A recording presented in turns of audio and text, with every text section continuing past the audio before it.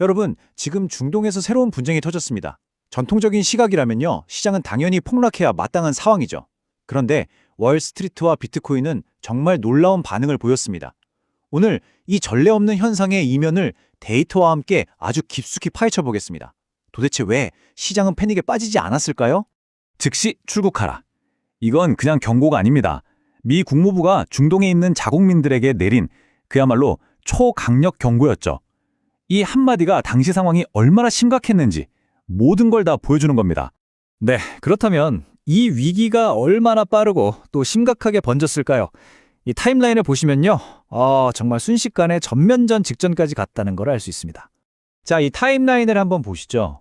1일차에 작전이 시작되자마자 바로 다음 날 이란의 보복이 이어졌고요.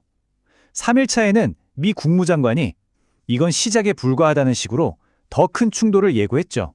그리고 불과 나흘째에는 세계 원유 공급의 생명줄, 이 호르무즈 해협을 막아버리겠다는 위협까지 나왔습니다. 전 세계가 그야말로 극도의 긴장감에 휩싸인 거죠. 자, 이렇게 정말 숨막히는 지정학적 위기 속에서 금융시장은 정말 모두의 예상을 완전히 뒤엎는 움직임을 보여줬습니다. 바로 이 표가 모든 걸 설명해 줍니다. 왼쪽이 뭐냐면요, 우리 모두가 생각했던, 아니 당연히 벌어질 거라고 예상했던 끔찍한 시나리오입니다. 글로벌 시장 붕괴, 패닉셀, 난리가 나는 거죠. 그런데 오른쪽 현실은 어땠을까요? 정말 놀랍게도 시장은 이걸 싸게 살 기회다, 졌던 매수 기회로 본 거예요. 그 결과는 보시는 것처럼 아주 빠른 V자 회복이었고요. 심지어 이 반등을 이끈 게 누군지 아세요?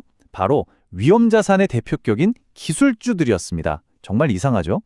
이 데이터는요, 그날 시장이 얼마나 드라마틱했는지를 딱 한 장으로 보여주는 겁니다. 3월 2일 S&P 500 지수인데요. 장 초반에 이란의 보복 소식이 터지면서 마이너스 1.2%까지 뚝 떨어졌어요. 아, 이제 공포가 시장을 덮치는구나 싶었죠. 그런데 장 마감 때 결과가 어땠을까요? 보란 듯이 플러스 0.04%로 돌아섰습니다. 이게 그냥 조금 오른 게 아니에요. 이 하루 동안의 반등폭이 작년 11월 이후 가장 컸다고 합니다. 시장의 회복력이 정말 믿을 수 없는 수준이라는 걸 보여주는 결정적인 증거죠. 그러니까요. 대체 무슨 일이 벌어지고 있는 걸까요? 왜 시장은 이렇게 거대한 전쟁 리스크 앞에서 마치 중력을 거스르는 것처럼 움직였을까요? 이게 바로 오늘 우리가 풀어야 할 가장 큰 질문입니다. 자, 그 해답을 찾기 위한 첫 번째 열쇠는 바로 미국 주식시장 월스트리트에 있습니다. 핵심 개념은 바로 이겁니다. 미국의 에너지 독립. 이게 바로 1970년대 오일 쇼크 때와는 완전히 다른 세상을 만든 진짜 게임 체인저거든요. 중동에서 위기가 터졌을 때 미국 시장이 반응하는 방식을 근본적으로 바꿔놓은 거죠. 네, 바로 이 지점이 과거와 현재의 결정적인 차이입니다. 여러분, 1970년대 오일 쇼크 때를 생각해 보세요. 그때 미국은 중동 원유가 없으면 경제가 멈추는 나라였어요. 말 그대로 생명줄을 맡기고 있었죠. 하지만 지금은요, 완전히 다릅니다. 미국은 이제 세계 최대 산유국 중 하나예요. 과거와는 비교도 할 수 없는 엄청난 에너지 생산 능력을 갖춘 거죠. 바로 이 사실이 시장의 반응을 180도 바꿔놓은 가장 큰 변수입니다. 월스트리트가 그 초반의 공포를 그렇게 빠르게 이겨낼 수 있었던 이유, 한번 정리해 볼까요? 첫째, 이 강력한 에너지 방어막이 외부 충격을 스펀지처럼 흡수해줬고요. 그동안 투자자들의 관심은 전쟁이 아니라 엔비디아나 마이크로소프트 같은 AI 기술주들의 탄탄한 실적, 즉 펀더멘탈에 쏠려 있었던 겁니다. 여기에 지정학적 위기는 오히려 싸게 살 기회지? 라는 과거의 학습 효과가 더해졌고요. 또 자금이 방산주나 에너지주 같은 쪽으로 빠르게 돌면서 시장 전체의 균형을 잡아준 겁니다. 자, 그럼 이제 퍼즐의 두 번째 조각을 맞춰봐야겠죠? 주식시장은 그렇다 치고 대표적인 위험 자산인 비트코인은 도대체 어떻게 이렇게 강력하게 반등할 수 있었을까요? 모든 판을 뒤집어버린 숫자가 바로 여기 있습니다. 지난 한 주 동안에요, 무려 7억 8,700만 달러.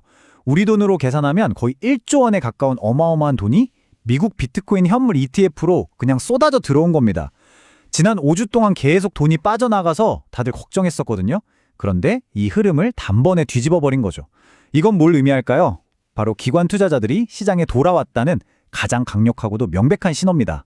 가격 움직임도 정말 드라마틱했죠? 24시간 만에 6만 5천 달러 근처 저점에서 7만 달러 고점까지 그냥 수직으로 상승했습니다. 근데요, 진짜 중요한 건 따로 있어요. 바로 6만 달러라는 이 중요한 심리적 지지선이 아주 굳건하게 지켜졌다는 사실입니다. 매도 세력의 공격을 완벽하게 막아냈다는 뜻이죠. 이 놀라운 회복 뒤에는 여러 요인들이 동시에 작용했습니다. 먼저 기관 자금이 ETF를 통해서 돌아오면서 매수세에 불을 붙였고요. 마침 그때 6만 달러 초반대에서는 팔 사람들은 이미 다 팔아버린 소위 매도세 소진 상태였어요. 여기에 중동의 불안한 자금이 비트코인으로 들어오고 있다는 분석까지 나왔고요. 마지막으로 가격 하락에 돈을 걸었던 투자자들이 오히려 손실을 막기 위해 비트코인을 되사야 하는 숏스퀴즈 현상까지 터지면서 상승세에 기름을 부은 격이 된 겁니다. 바로 이 문장이 매도세 소진이라는 개념의 핵심을 정확히 짚어주고 있습니다. 생각해보세요. 전쟁이라는 이보다 더 나쁠 수 없는 악재가 터졌는데도 가격이 더는 안 떨어져요. 이건 무슨 뜻일까요? 네, 팔 사람은 이미 다 팔았다는 겁니다. 즉, 시장의 바닥이 확인됐고 이제 올라갈 일만 남았다는 아주 강력한 시그널이었던 셈이죠. 자, 지금까지의 이야기를 다 종합해 볼 때 우리는 앞으로 무엇을 지켜봐야 할까요? 그리고 이번 사건이 우리에게 알려주는 새로운 게임의 법칙은 대체 뭘까요? 앞으로 시장의 방향을 가늠하고 싶으시다면 이 세 가지 변수를 꼭 기억하고 지켜보셔야 합니다. 첫째, 호르무즈해협의 동향입니다. 만약 이거 봉쇄가 길어진다? 그럼 유가가 폭등하고 모든 게 바뀔 수 있습니다. 둘째, ETF 자금 흐름입니다. 이번 주에 자금 유입이 그냥 반짝하고 끝나는 건지 아니면 기관들이 계속해서 들어오는 추세의 시작인지를 확인해야 합니다. 그리고 마지막으로 기술주의 펀더멘탈입니다. 시장의 든든한 버팀목인 이 빅테크 기업들의 강세가 계속될 수 있을지 이걸 지켜봐야 한다는 거죠. 결국 이번 사태는 우리에게 아주 근본적인 질문 하나를 던지고 있습니다.